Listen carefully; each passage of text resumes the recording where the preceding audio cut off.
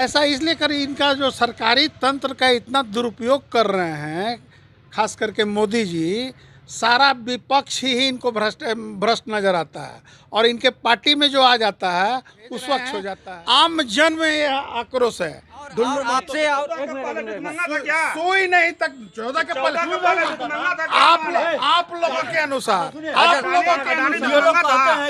1975 में आपातकाल लगा करके लोकतंत्र को खतरे में कौन लाया? मुस्लिम तुष्टीकरण। कांग्रेस का मेन वोट बैंक है मुस्लिम तुष्टीकरण और हिंदू को कुचलो, हिंदू को कुचलो, हिंदू को प्रताड़ित करो और मुसलमानों का वोट थोक भाव में लो।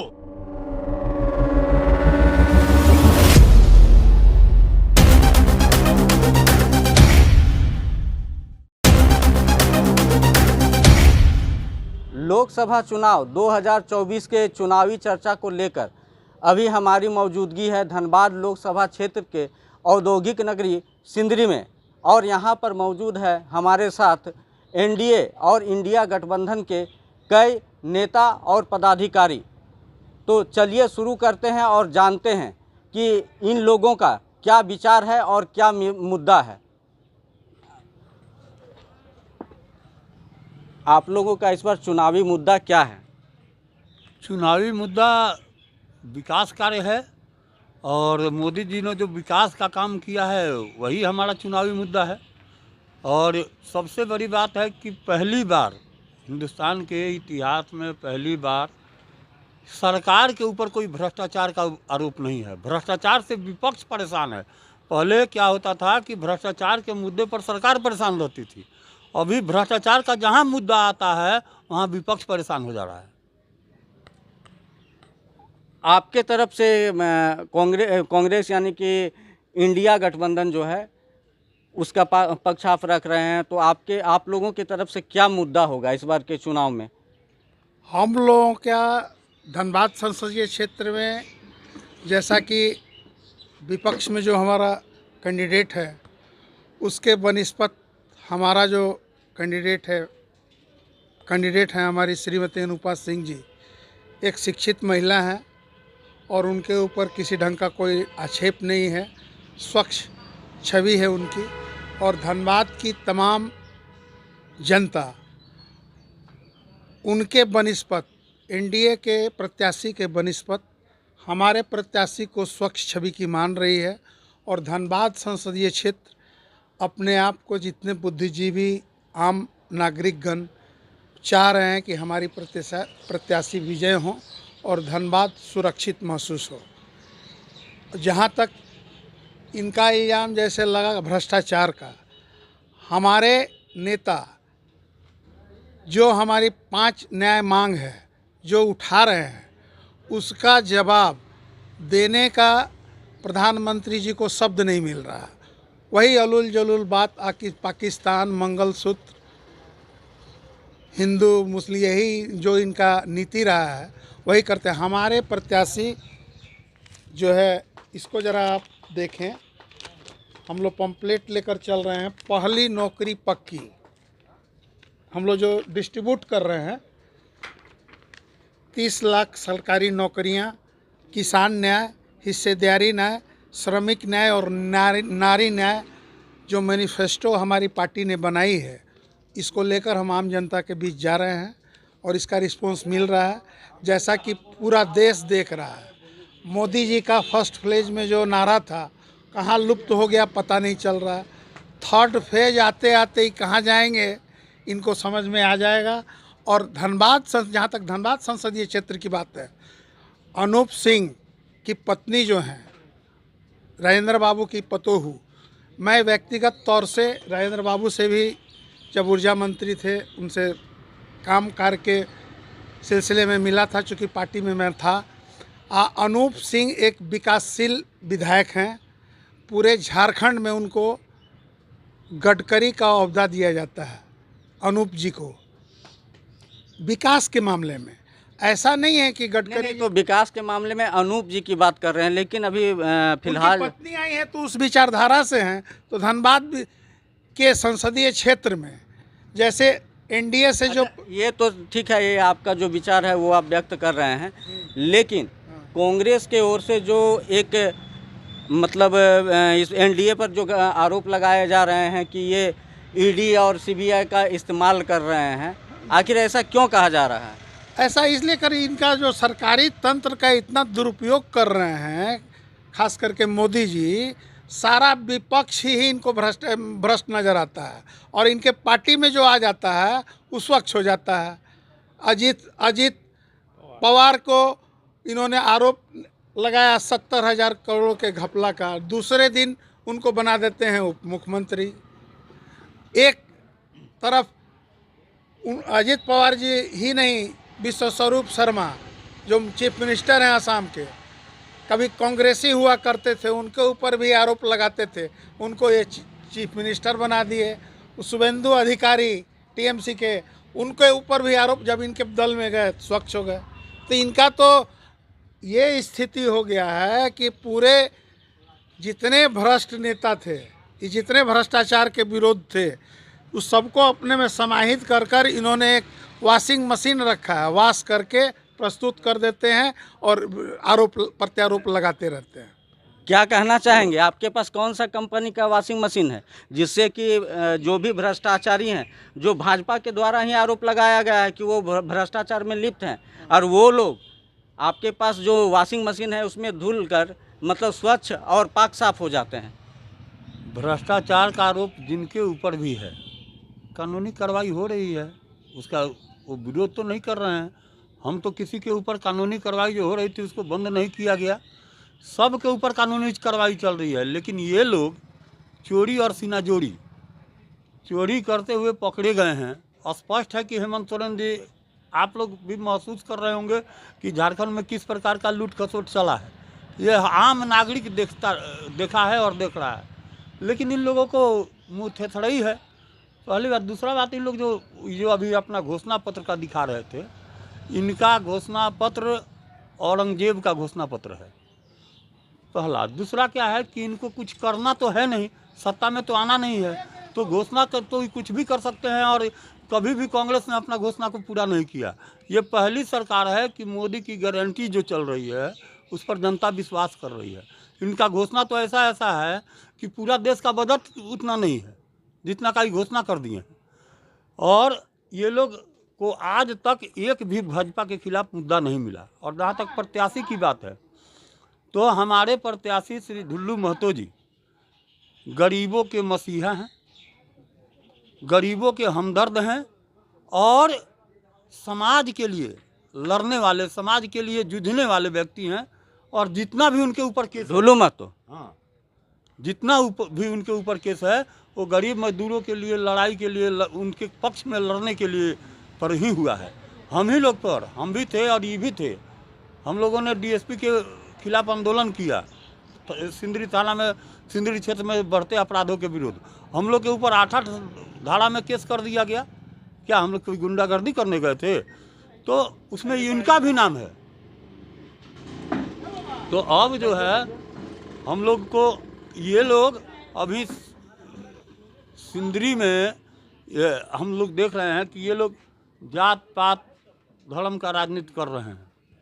भाजपा कभी धर्म की राजनीति नहीं करती है, और मंदिर बनाना ये धर्म की राजनीति नहीं है, ये हमारी विरासत को बचाना है। हम एम्स बनवाए हैं, हम सड़क बनवाए हैं, हमारा विकास तो आम जनता देख रही है, आप लोग भी देख रहे हैं। और उसी ये लोग कितना भी बोलते रहें, लेकिन जनता जो देख रही है विकास का काम, तो जनता स्वतः वोट देगी। अब इन लोग बाद में कहेंगे ईवीएम खराब है, सारा बेचारा ठिकरा ईवीएम पर फूटने वाला है 6 तारीख को, 4 तारीख। अच्छा, क्या लग रहा है, भाजपा की तरफ से घोषणा किया जा रहा है कि इस बार 400 पार, तो क्या लग रहा है 400 पार या इन लोगों का बंटाधार होगा? इन लोगों का बंटाधार तो निश्चित हो गया। अब कहाँ मोदी जी 400 पार, ये अंधभक्त लोग बोल रहे हैं। 400 पार तो इनका फर्स्ट फेज में ही खत्म। सेकेंड फेज से उनका मंगलसूत्र पे आ गए, थर्ड फेज में अब पाकिस्तान चले गए। देखिए ना, चौथे फेज में सरकार तो इनकी अब 400 अंधभक्त। अच्छा, लेकिन आप लोगों में भी जो एक बहुत जोर शोर से सुना जा रहा था कि भारत जोड़ो यात्रा, लेकिन अभी तो फिलहाल देखा जा रहा है कि भारत जोड़ो यात्रा नहीं, कांग्रेस छोड़ो यात्रा चल रही है। इस पर क्या कहेंगे? यही तो इन कांग्रेस छोड़ो यात्रा कहाँ आपको नजर आ रहा है? क्यों नहीं, कई सारे कांग्रेस के ऐसे नेता हैं जो छोड़ के भाजपा में शामिल हो रहे हैं। इधर भगदड़ मची हुई है। ऐसा नहीं है। बहुत सारे भारतीय जनता पार्टी के भी लोग जी नहीं आपका ये आरोप गलत है। पूरा देश देख रहा है कि मोदी जी का जो भाषण है फेज वाइज कैसे चेंज होते जा रहा है। और हम लोग चूंकि लोकल हैं, हम लोग धनबाद स्तरीय अपने लोकसभा का मैं बात रखूं, हमारे अरे ईवीएम के स्तर पे ही तो अपना विटो लगाते हैं। विकास का तो उनका सारा दावा फेल हो चुका। कहाँ गया उनका 2 करोड़ का नौकरी का वादा कहाँ गया? उनको 15 लाख रुपए देने का वादा कहाँ गया? उनको सब। अच्छा, एक मिनट, एक जो भाजपा की ओर से जो आप लोगों पर आरोप लगाया जा रहा है कि आप लोग धर्म के आधार पर आरक्षण देने का बात कर रहे हैं, तुष्टीकरण की राजनीति की बात कर रहे हैं, तो क्या ये सही है या इनका ये आरोप मात्र है? ये जीवन भर ये लोग धर्म की राजनीति से ही इतने बड़े हैं। हमारा कुनबा गांधीवादियों का है, इनका आरएसएस और इन लोगों का मंदिर के ही ऊपर चलता है। हम लोगों का जो क्रियाकलाप है गांधीवादी विचारधारा के हैं। हमारे यहाँ गुलदस्ता लेकर, जिस तरह एक गुलदस्ते में सारे फूल, हम लोग सारे धर्म को लेकर चलते हैं और हम सभी उसी सिद्धांत पे सारे कांग्रेस कर्मी चलते हैं और इसी पे विश्वास करते हैं। अच्छा, अच्छा, ये जो धनबाद लोकसभा सीट है वो फिलहाल भाजपाइयों का गढ़ माना जा रहा है और बन भी चुका है। तो क्या लग रहा है ऐसी स्थिति में अनुपमा सिंह यहाँ से कुछ चमत्कार कर पाएंगी? बिल्कुल। धनबाद की जनता इतनी खुश है कि ऐसे स्वच्छ छवि का प्रत्याशी हमारे तरफ से प्रस्तुत किया गया है कि ढुल्लू महतो बहुत दूर के नहीं हैं, बाघमारा के ही विधायक हैं। उनका छवि और उनका चरित्र से कोई तुलना ही नहीं है। हमारे प्रत्याशी से उनके चरित्र का कोई तुलना ही नहीं है। स्वच्छ छवि और शिक्षित महिला, आधी आबादी का नेतृत्व करती हैं वो। और इस बार धनबाद संसदीय क्षेत्र में पताका हमारा प्रत्याशी खोलेगा और धनबाद के तमाम निवासियों को हम लोग जो देख रहे हैं जमीनी स्तर पर जाकर स्थिति, इस बार भारी मतों से विजय होंगी और सांसद बनेंगे और उनको हम लोग दिल्ली भेज रहे हैं। आम जन में यह आक्रोश है ढुल्लू महतो के खिलाफ। जवाब दीजिए इनके सवालों का, और जो ये कह रहे हैं उस पर आप क्या कहेंगे? देखिए, इनका जो उम्मीदवार है अनुपमा सिंह जी, आपको मालूम होगा कि उनके यहाँ भी इनकम टैक्स का छापा पड़ चुका है। उनके घर पर, उनके जो पति हैं विधायक, उनके घर पर भी इनकम टैक्स का छापा पड़ा है। और ढुल्लू महतो जी जो हमारे उम्मीदवार हैं, वे गरीब परिवार में जन्म लिए, गरीबों के लिए संघर्ष किए, गरीबों के लिए लड़ रहे हैं। और अनुपमा सिंह जी जो हैं वो बड़े घराना की पतोहू हैं, बड़े घराना की बेटी हैं। और वो सोच रही हैं कि धनबाद की जो लोकसभा क्षेत्र की जनता है वो हमारी प्रजा है। जैसे जो कांग्रेस की सोच रही है, कांग्रेस क्या है? कांग्रेस सोचती है कि मैं राजा हूँ और हिंदुस्तान की जनता प्रजा है। उसी तरह अनुपमा सिंह की सोच है कि मैं राजा परिवार की हूँ और क्षेत्र की जनता जो है लोकसभा की धनबाद की, वो हमारी प्रजा है। तो मतदान के दिन ये तय हो जाएगा कि ढुल्लू महतो जी मसीहा हैं कि अनुपमा सिंह जी मसीहा हैं, ये एकदम तय हो जाएगा। यहाँ पर विकास को देख करके, और विकास ही मुद्दा है, दूसरा कोई मुद्दा नहीं है। और कांग्रेस पार्टी सत्ता में किसी कीमत पर नहीं आ रही है तो विकास कहाँ से करेगी?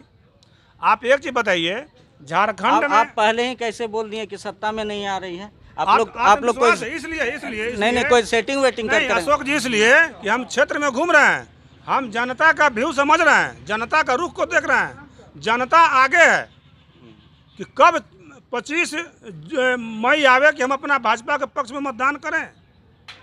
जनता बेताब है। इसलिए मैं अच्छा, बता सिंदरी की जनता क्या चाह रही है? सिंदरी की जनता भी बेताब है, क्योंकि आप क्या समझते हैं समझाइएगा तब ना। कि सिंदरी में जो अभी आवास का मुद्दा है, ज्वलंत समस्या है आवास का, उसका समाधान कौन करेगा? कांग्रेस पार्टी करेगी क्या? जेएमएम करेगा क्या? नहीं अगर इसलिए इनका इसलिए जीत होता है तो क्यों इसलिए नहीं कर सकती है? कि आज जो सिंदरी के लोग जो रह रहे हैं, परम श्रद्धेय लाल कृष्ण आडवाणी जी गृह मंत्री हुआ करते थे, उनकी देन है। आप उस समय जो आंदोलन कर रहे थे लोग, उनसे पूछ लीजिएगा कि सिंदरी जो भी बसा हुआ है वो आडवाणी जी के कारण, भाजपा के कारण सिंदरी बचा हुआ है, नहीं तो सिंदरी तो कब समाप्त हो चुका होता। लेकिन कारखाना भी तो यहाँ बंद करवाने में भाजपा का ही हाथ बताया। बिल्कुल नहीं। इसका ये मनमोहन सिंह जी के कार्यकाल में, सुन लीजिए मनमोहन सिंह जी के कार्यकाल में ही ये निर्णय ले लिया गया था कि फैक्ट्री को बंद कर देना है। भारतीय जनता पार्टी, अटल जी की सरकार ने बहुत लंबा इसको चलाया और उसके बाद फिर से नया कारखाना यहाँ बना। 10 साल कांग्रेस सत्ता में रही। चलिए इसी बीच जो हमारे मेहमान हैं उनका परिचय भी जान लिया जाए। भैया आपका नाम? दिलीप मिश्रा, धनबाद जिला महासचिव कांग्रेस। अरविंद पाठक, नगर अध्यक्ष सिंदरी भाजपा। राकेश तिवारी, जिला कार्य समिति सदस्य, धनबाद जिला ग्रामीण भाजपा। इसका जवाब दे दे स्थानीयता वाला। अच्छा, स्थानीय तो आप जवाब दीजिएगा, देना चाहते हैं? हाँ, हाँ, एकदम देंगे। दीजिए। ये जो आरोप लगा रहे हैं कि भारतीय जनता पार्टी के लाल कृष्ण आडवाणी जी का बसाया हुआ सिंदरी शहर है, तमाम धनबाद की बंद होने के बाद, बंद तो किए हैं अटल जी, बंद होने के बाद बंद तो किए हैं अटल जी, राज्य सरकार ने बाद भी सिंदरी में लोग जो रह रहे हैं, शहर में रह बंद किए अटल जी, बंद किए अटल जी, हमने कारखाना बंद किए अटल जी। और इसका सुन लीजिए, मनमोहन सिंह जी का जो नीति था, यहाँ स्टील प्लांट भी अभी होना चाहिए था। नहीं, उसी प्रोस्पेक्ट्स को काट कर ये एक हर्ल छोटा सा स्थापित कर दिए और इनका भविष्य में ये प्लानिंग है कि अडानी जी को जैसे एसीसी को दिए अडानी को, उसी तरह हर्ल को दे देंगे। इससे आम जन सिंदरी के लोगों को कोई फायदा नहीं हुआ इनकी नीति। अब भी सुनिए, जो प्रस्तावित जो मनमोहन सिंह जी का जो सिंदरी के प्रति जो प्रस्तावित प्लान था, उसमें एक स्टील प्लांट था गैस आधारित, उसमें खाद प्लांट था गैस आधारित, उसमें आपको और एक दो पावर प्लांट था जिसको निरस्त करके एक हर्ल निर्माण करके, सुनिए, ये सरकार में आए तो इन्होंने एक छोटा सा हर्ल बनाया और ये गेल का जो आप स्थापना देख रहे हैं सिंदरी में, गैस का जो स्टेशन जो बना है, उससे ही स्टील प्लांट भी बना। जो ये भारतीय जनता पार्टी की जो नरेंद्र मोदी की सरकार है, यहाँ से 2 प्लांट खा गई, स्टील प्लांट भी खा गई।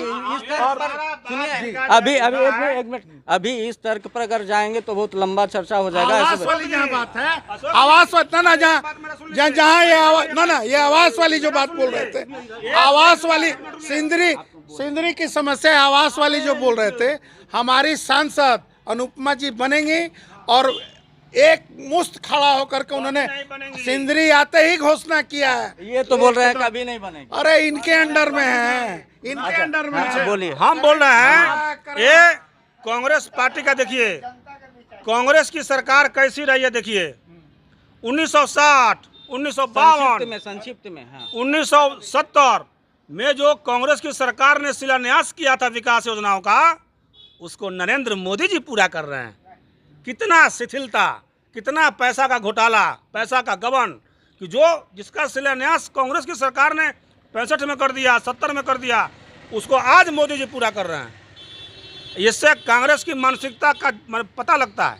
और सुनिए इन्होंने जो पंपलेट दिखाया है कि मैं बेरोजगारी का, राजस्थान में इन्होंने झूठ बोल करके सत्ता पर काबिज किया था। राजस्थान में, झारखंड में झूठ बोल करके, झारखंड में क्या इन्होंने किया। अच्छा ठीक है, अब टाइम बहुत कम है इसलिए अब थोड़ा सा, अच्छा एक मिनट, हाँ ये जो सरकार का आरोप लगा रहे हैं 1960 से लेकर अब 2014 तक जो कांग्रेस का स्थापित किया हुआ सारा एयरपोर्ट, पोरबंदर, ना पूरा जवाब नहीं, ये सिर्फ बेचने का काम किए, सब अडानी को दिए। अच्छा सुनिए ना, और आपसे सुई नहीं तक 14 के पहले आप लोगों के अनुसार, ये लोग कहते हैं आजादी से पहले सुई नहीं बनता था। टाटा का निर्माण कब हुआ है? कब हुआ है? अच्छा सुनिए ना, अच्छा इस सुनिए अच्छा इस तर्क वितर्क में ना जाते हुए एक सवाल है मेरा कांग्रेस से, एक सवाल। अच्छा सुनिए ना, सुनिए आप लोगों से मेरा एक सवाल है। रुकिए, एक सवाल है मेरा कि आप लोगों का जो गठबंधन है, यानी कि इंडिया गठबंधन, उसके ओर से ये बार बार लगातार कहा जा रहा है कि संविधान और लोकतंत्र खतरे में है। यस, एकदम। आखिर वो कैसे और क्यों? बता रहे हैं ना आपको, संविधान का इनका आरएसएस के जो भागवत जी है, पंचांग में उनका एजेंडा आया था। मोदी जी वहीं तो फंस गए हैं, जवाबे देते नहीं बन रहा है, इसीलिए तो उनका 400 पार्क समाप्त हो गया। सत्यता है ये संविधान, ये लोग क्यों? तो ये आप लोग कह रहे हैं, लेकिन ये आप लोग भी तो समझ, मान लीजिए किसी पार्टी का एक व्यक्ति अगर कह देता है, हाँ, तो उसके आधार पर क्या संविधान और इनके पार्टी का सारा रणनीति आरएसएस के लोग ही तय करते हैं। उनका स्टेटमेंट है कि संविधान, इसीलिए अच्छा एक तरफ तो आप लोग मोदी जैसे विशेष पदों पर विराजमान लोगों के लिए अपशब्द का इस्तेमाल किया जाता है, कई तरह के अपशब्द इस्तेमाल किए जाते हैं प्रधानमंत्री के लिए। अगर लोकतंत्र अगर खतरे में होता तो इस तरह की भाषाओं का उपयोग कैसे किया जाता? वो नहीं कर रहे हैं। कल तो हमारी वो तो कर रहे हैं, लेकिन ये तो नहीं बोल रहे हैं कि संविधान और लोकतंत्र खतरे में है, लेकिन कांग्रेस की ओर से कही जा रही है। वो संविधान बनाते ही, अब देखिए, अब देखे नहीं संविधान खतरे में, पूरे देश का कानून था, पूरे देश का कानून था। इलेक्शन कमीशन का सिलेक्शन जो है वो करेंगे जज, और उसको बदल दिए। इसी से महसूस होता है कि ये अपना दादागिरी, ये जो वन मैन आर्मी का जो एक नीति, 2 आदमी पूरे देश को खा जाएगा, अमित शाह और नरेंद्र मोदी। ये तमाम जनता पूरे देश की समझ चुकी है और इसका जवाब इस 2024 के इलेक्शन में देगी। 1975 में सारे लुटेरे एकजुट होकर बैठे हैं, सारे लुटेरे एकजुट हो गए हैं कि चौकीदार हटेगा हम लोग लूटेंगे। क्या लूट लिए हैं इन लोग? देश को लूट लिए हैं सब जगह। तो जहाँ हाथ डालिए, आप कहाँ हैं अभी? जहाँ हाथ डालिए, आप अभी कहाँ हैं? देश में लूट लिया गया, कैसे आप कर रहे हैं? ऐसा मत कहिए। एकदम कहेंगे, पूरा हर जगह जहाँ हाथ डालिए वहीं भ्रष्टाचार, देश पूरा देश को लूट करके वही तो लीजिए आप लोग लूटे। बताइए, ये अंधभक्त बताइए, पूरा देश देख रहे हैं, पूरा देश देख रहा है। सुनिए थोड़ा देर, 1 मिनट, ये भी कुछ कहना चाह रहे हैं बहुत दूर। अच्छा 1 मिनट आपके पास आ रहे हैं, थोड़ा सा आउट का। इन लोग जब लूटे नहीं हैं, तो जब ये लोग सत्ता में थे तो अभी हम लोग कोर्ट के माध्यम से 2G एक्सेप्टम, कोयला घोटाला, सारा घोटाले के त्रिलोकीनाथ को जो है आसमान जमीन और पताल में ये लोग घोटाला जो किए थे, तो इन लोग का सारा घोटाला इन लोग को सत्ता में रहते हम लोग लाए थे। यूरिया घोटाला मैंने कोर्ट के माध्यम से दबाव देके। अच्छा आप लोग घोटाला का बात तो कह रहे हैं, लेकिन भ्रष्टाचार का आरोप जिस पर लगा है शुभेंदु अधिकारी, अशोक चौहान और अजीत पवार जैसे लोग, वो लोग भी कहीं ना कहीं एक रूप से घोटालेबाजी हैं। पैसे का ठीक है, जांच है, लेकिन वो भाजपा में शामिल हुआ है कि नहीं ये बताइए। सभी पर जांच चल रही है। और अभी जो हमारे कांग्रेस के मित्र ने कहा लोकतंत्र खतरे में है, संविधान 1975 में आपातकाल लगा करके लोकतंत्र को खतरे में कौन लाया? हाँ, ये भी बात इनका कहना सही है। पहले सुन लीजिए, 1985 में साहबानो प्रकरण, संविधान को खतरे में कौन लाया? पूछिए इनसे कि एक मुस्लिम महिला को, तलाकशुदा महिला के लिए इन्होंने संविधान में संशोधन किया। धर्म के नाम पर देश बांट दिया साहब, पाकिस्तान। और आप बोलते हैं कि हिंदू मुस्लिम धर्म भाजपा करती है। धर्म के नाम पर देश बांटा कांग्रेस ने। पूछिए कि देश क्यों बांटा, बताइए। पूछिए देश क्यों बांटा। इनका जो वार्ता है, जो बोल रहे हैं, ये तमाम देश की जनता देख रही है, कौन देश को बांट रहा है और कौन देश को बांटने का मनसा रखता है। ये नरेंद्र अरे उस समय की आवश्यकता थी, वो तो बहुत बड़ा उपलब्धि कहा गया। उस ठीक है, इस तू मैं नहीं जाते हुए उस समय के लिए वो उपलब्धि था जिस देश की स्थिति थी। देश को टुकड़ा कर जी नहीं, सत्ता के लिए तो आप लोग देश को बेच रहे हैं। अंत में मैं यही कहूंगा, सुन लीजिए, अंत में मैं यही कहूंगा कि 2024 के लोकसभा चुनाव के बाद राहुल गांधी कांग्रेस ढूंढो यात्रा पर निकलेंगे। लीजिए, कांग्रेस ढूंढो यात्रा। प्रधानमंत्री होने जा रहे हैं राहुल गांधी, जिनको ये ढूंढने की बात कर रहे हैं। इनकी मोदी जी को ढूंढते नहीं देगा कहीं। ठीक है, चलिए इन्हीं बीच। अच्छा, आप भी कुछ क्या, आपका नाम? हमारा नाम कमलेश्वर मिश्रा है। हम भाजपा से जुड़े हुए हैं जी। और हमारे ढूल महतो जब सिंदरी में आए थे तो पहला उनका काम था कि हम सिंदरी को बचाएंगे। और काम था, मैंने पहला जो बात बोले हमने से कि सिंदरी को बचाया जाएगा, उजड़ने नहीं दिया जाएगा। यहाँ का स्थानीय मुद्दा जो है आवास का है। प्रथम मुद्दा आवास का है, दूसरे विकास का है और तीसरा रोजगार का है। ये तीनों मुद्दाओं पर जो भी हम लोग को साथ देगा तो सारी जनता उसको जो सपोर्ट करेगी। जो भी साथ देंगे, इन तीनों मुद्दाओं पर साथ देंगे। तो वो तो साथ कब देंगे? जीतने के बाद साथ देंगे। सुनिए, हमारे नरेंद्र मोदी जी जो हैं उनका लोग बहुत सा कुछ बोल रहे हैं, लेकिन उनके ऐसा प्रधानमंत्री अभी जो सनातन धर्म रक्षा कर रहा है वैसा प्रधानमंत्री नहीं हुआ है। वो हमारे सनातन धर्म रक्षा कर रहे हैं और इसके बाद वैसा सनातनी प्रधानमंत्री अभी तक हम लोग को भारत को नहीं मिला है। अटल जी भी थे, अटल जी भाजपा के थे, लेकिन सनातन धर्म से जुड़े हुए यही है। मतलब सनातन का अगर कोई रक्षा कर सकता है तो वो है भारत जो है सनातन धर्म से पूर्ण सनातन ही पूरा अधिकांशता हमारे देश में सनातन ही है और इसका रक्षा करेगा तो उसका लोग सपोर्ट करेंगे। अच्छा, ये आप जो ये बात बोले, इस पर और एक बात जहन में आया है तो पूछ लेते हैं दिलीप भैया से। ये सनातन की जो बात कही जा रही है, तो क्या ये सनातन के खिलाफ है इंडिया गठबंधन? सनातन के खिलाफ नहीं, सनातन मलेरिया है, डेंगू है। सनातन धर्म का परिभाषित करने का इन लोगों का विचारधारा ही उल्टा है। सनातन का मीनिंग इन लोग नहीं जानते हैं। ये लोग ये ना, सनातन का मतलब आम जन की सेवा। आम जन की सेवा को ये लोग डिवाइड कर रहे हैं। हिंदू एक नया ये लोग उसमें घुसा के इनकी राजनीति ये सर्टिफिकेट ये लोग सर्टिफिकेट बांट रहे हैं। ये सर्टिफिकेट बांट रहे हैं कि फलना हिंदू और फलना, अरे ये क्या है ये सब इसी के ऊपर।